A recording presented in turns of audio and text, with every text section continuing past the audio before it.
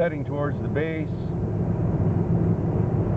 But a lot of driving here in the middle of nowhere. These bases were set quite a distance from Rapid City, but I guess they're still close enough. They're now decommissioned, but it was from here that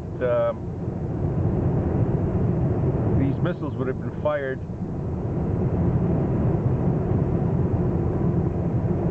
against the former Soviet Union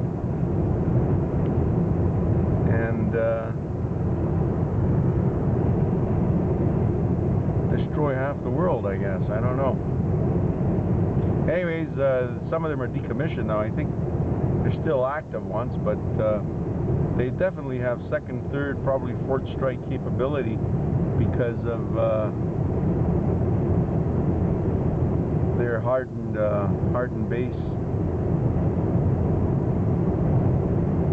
So maybe they're still using them.